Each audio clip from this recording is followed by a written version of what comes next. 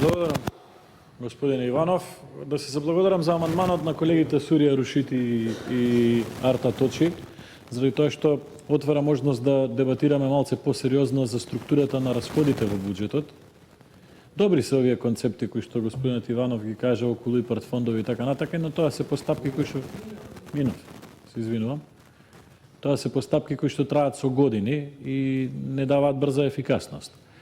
Ние треба да се сконцентрираме на макроекономските показатели на ребалансот на буџетот, а тие се основна критика на македонските стопанственици и на македонските експерти по економија кон овој ребаланс на буџет е кратењето на капиталните расходи за 53 милиони и нивна пренамена во непродуктивни трошоци, договорни услуги, стоки и така натака и така натака. Значи тоа е главната критика. И сега ние како пратеници треба да ги забиеме нашите глави во песок, да не ги слушаме што зборуваат коморите, да не ги слушаме што зборуваат експертите, професорите од неколку универзитети во Македонија и да се сконцентрираме на некои дебати кои што пред се ги води заменичката министерка, неколку од пратениците, колеги од мнозинството и уште некои пратени, дека перспективно проекти, физибилити, студии и така натака и така натака. И тоа е, да кажеме на јавноста, тоа е мачкање боја на очи. Зошто? Заради тоа што за овој пат има проект. Има проект. Исто како што за многу други проекти, за многу други идеи има проекти. Да се изразам точно за да ги разграничиме што е идеја, што е проект. За многу други работи во Македонија, за многу други идеи има готови проекти. Проблемот е во нереализацијата на капиталните расходи, односно проблемот е во неработењето на владата, односно работењето на владата на приоритети кои што и не се приоритети на граѓаните и на економијата. Се занимава со гитера единствено проектите од кои што може да добие нешто како поврат личен. Јас ви кажав овие шпанциве што избегаа од Дреново градско патот, зошто избегаа? Тоа е јавна тајна, се зборува во јавност. Поништувањето на тендерот за клинички центар, веројатно од слични причини.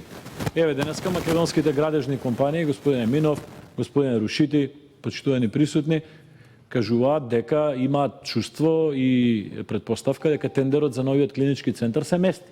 Зошто ставила владата два услови кои што никој не ги исполнува во регионот, да може компанијата што ќе го гради да даде гаранција од 250 милиони и во последниве 10 години да има направено таков клинички центар. Такви во Европа веројатно се една-две компании, ме разбирате? Е сега, зошто го кажувам ова? Да може владата да направи таков тендер, господине Рушити, и за овој патен правец, кај што вие барате 10 милиони евра, веројатно и ќе го направи. Разбирате? Пошто ќе си го најде својот тек на интересите и на работите. Ја не знам што е со ова. Добро, мислам дека е во ред веќе. Но сакам пак да се вратам на споредбата. 53 милиони евра ги тргаме од капитални расходи и ги ставаме во непродуктивни трошоци. Односно, владата предлага, а мнозинството пратеници ќе си го изгласаат тоа. Без дилема. И сега јас велам вака, ако го прифатиме амандманот на колегата Рушити, нема да тргнеме 53 милиони од капитални расходи, ќе тргнеме или ќе тргнете само 43 милиони. А овие средства ќе ги насочиме кон идеја за која што има проект и може да има реализација. А што правевте до сега? Со Блаце до кај сте? Сакате да ве подсетувам до крај на мандатот? Колку пати го одложувате Блаце? Значи за Блаце и за клинички центар неколку пати сум дискутирал од говорница и тоа во собрание директно сум дискутирал со повиканите министри. Сум рекол дека нема да ги почнете. Ево го Блаце 4 пати го одложувате. А ги имате парите обезбедено од европски фондови. Не мора да ги трошите париве кои што ви се наменети за бадеми и лешници по министерствата. Европски фондови се за Блаце, па не можете да го направите, не знаете да го направите или не сакате да го направите. Затоа, да не бидам надвор од темата. Значи, не само од инфраструктурен аспект, туку Значи, не само од инфраструктурен аспект, амандманот на колегата Рушити ќе има значење и од макроекономски аспект. Зошто? Заради тоа што транспонира 10 милиони евра кои што владата сака да ги потроши за непродуктивни трошоци назад кон капиталните расходи. И сега, секое објаснување кое што ќе следи дека може проектот има 3 месеци, се 6 месеци, се 7 месеци, се физибилити студија, ИПАРТ и така натака, паѓаат во вода со првата понуда која што даде колегата Рушити. А тој даде да се видоизмени амандманот. Ако треба, еве, нека и се намали сумата, ако некој од пратениците има дилема дали може или не може во овие 3 месеци, но да се започне проектот, да се тркал. Да има основ во најмала рака, да сето тоа почне да се реализира. Таква идеја завчера дадов и јас за пречистителната станица во село Јаболчиште, такви идеи неколку други пратеници даваат, но и тие идеи се отфрлаат. Ние тука сме дојдени како пратеници, да им кажеме на граѓаните, да глумиме демократија. Зошто? Тоа што го напишала владата, тоа ќе помине.